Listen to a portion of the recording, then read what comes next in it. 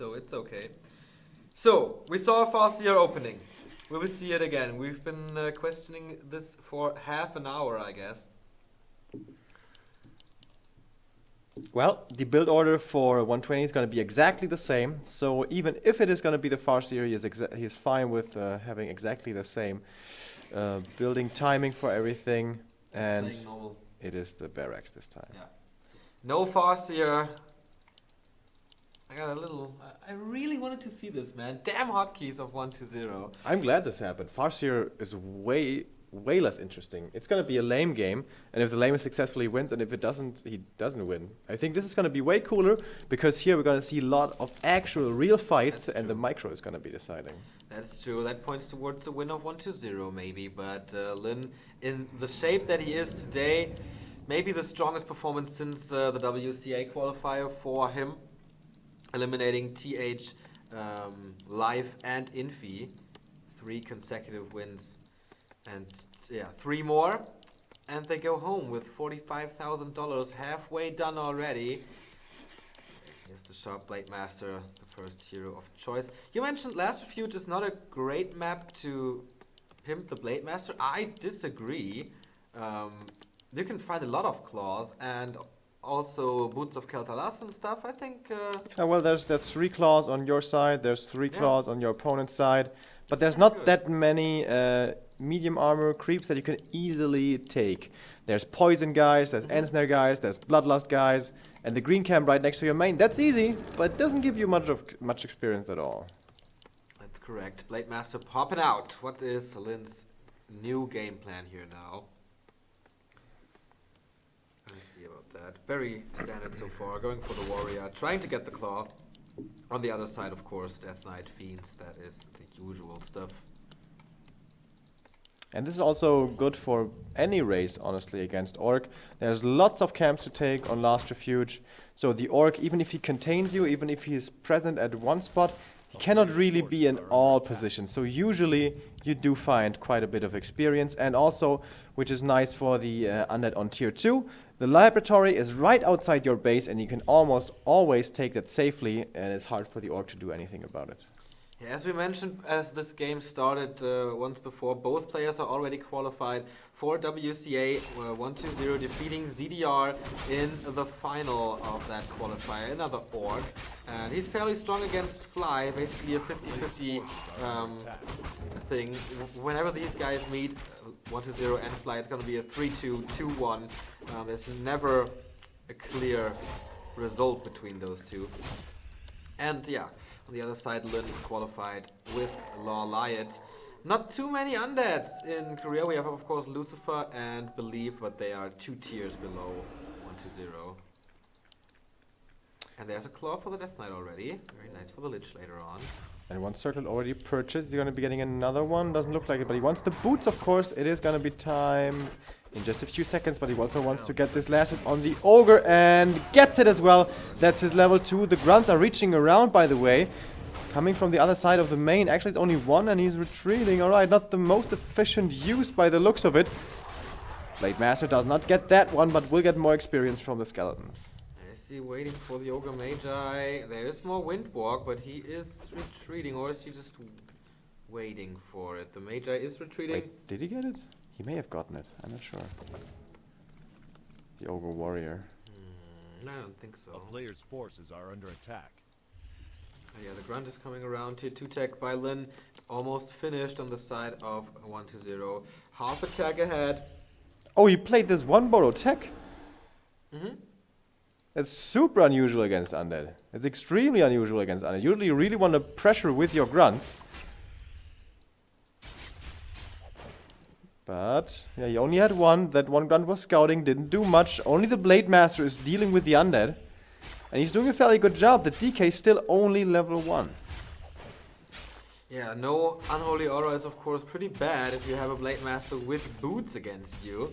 And the first circuit, how much mana is remaining? 3 coils. Very conservative usage of coils so far. Next thing's coming out. He's supply stuck though, and the first coil must be thrown. There it is.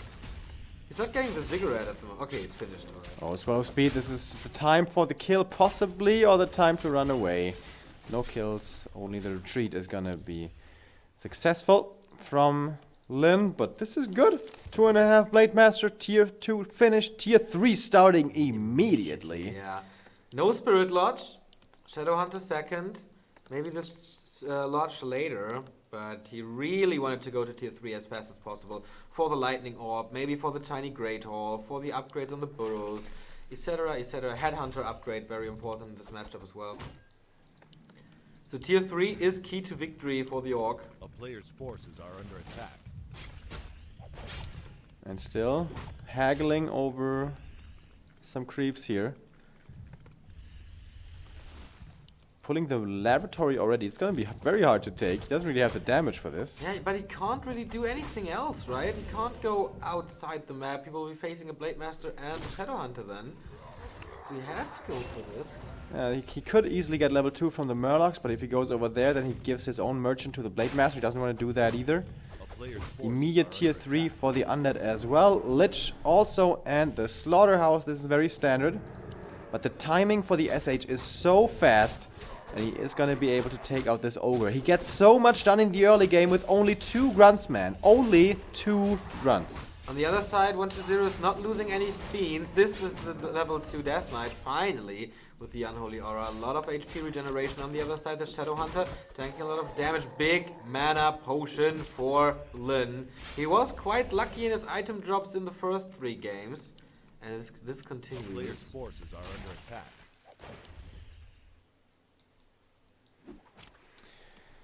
Skeleton scouting this though, sees the SH is here, has the speed scroll, so with the Hex and the speed scroll that's a lot of pick-off potential. But now there is a Lich as well, with the Frost armor, obviously. We have Raiders coming out, we have a War Mill as well. And as you said before, no Spirit Lodge. And very careful game out of the 2 players. Not really too aggressive, like they're not committing too much to fighting. But they don't want to give each other space. Mostly Lin does not want to give 120 any space. Yeah, 1-0 does it pretty well for being so pressured. Not a single fiend has been lost. And now he finally gets the time to finish this creep spot. But on the other side, 1-0 is getting the second consumable. And if this is a big mana potion or a big invul potion, man, have fun in the fight. Under attack. And we see healing wards on the other side for 120. It's not that great, honestly. Lots of better items there. And he gets another greater mana. Sells it, though. Yeah, he thinks 1 will be enough. I just want to have a better army. The upgrades are expensive. Torrent Chieftain second. This is so greedy. Oh, man. total experience for Lin. That is very lucky. Almost level 3. But with the heal ward, 1-0 can creep a little faster or take more risk, take bigger creep camps. Revealing, Scourge Bone Chimes it is. We'll sell this most likely. Tier 3 has been reached and the orb is coming. One more statue queued up and then this is so greedy by Lin. He goes for triple hero off of 2 grunts and goes for an expansion right away on 43 supply. This is the most greedy play I've ever seen in this matchup, I think. Yeah, but it seems to be working. First person attack for him. And yeah, this is what makes the Orc so powerful. This is tier 3 and he almost entirely skipped tier 2. Except for, I don't know, a Raider and a KotH. And the KotH, of course, now immediately going for the upgrade as well. I like this. I really do. Do not spend too much time on tier 2. This is looking very strong, but it's also, well, extremely exploitable. Well, but if you keep the undead in the base, like in 70% of the time of the match. But still, if the undead was to attack right now, by the way, Clanwar getting one of the first Raider here, possibly. We'll get so. This is the level 1 TC. This is really weak. This is 425 gold into a pretty... This is not worth its cost, basically. The expansion, 600 gold. The borrow, another 160 gold or something like that. So he's putting so much gold into the late game. If an attack was to come right now, I think he'd be in a lot of trouble. But this is such an unusual timing that 120 doesn't expect it. He keeps on creeping, he doesn't scout it, and the expansion, because of this, might turn out to be, well, just the greatest idea ever. 120 is so lucky, so unlucky with his item drops. First the Scourge Bone Chimes, which he doesn't need, and then the Allegiant Doomhorn, which he already has. This is just gold for him, but maybe that's a good thing in the end if he gets a better army from this. Level 3. Oh, Anchor of Reincarnation, by the way, and the Belt of Giant Strength on the TC is never wrong. 3-3-2, so the aura, the bonus attack speed, and of course the bonus damage from the KotH aura. This Blade Master is a beast for sure.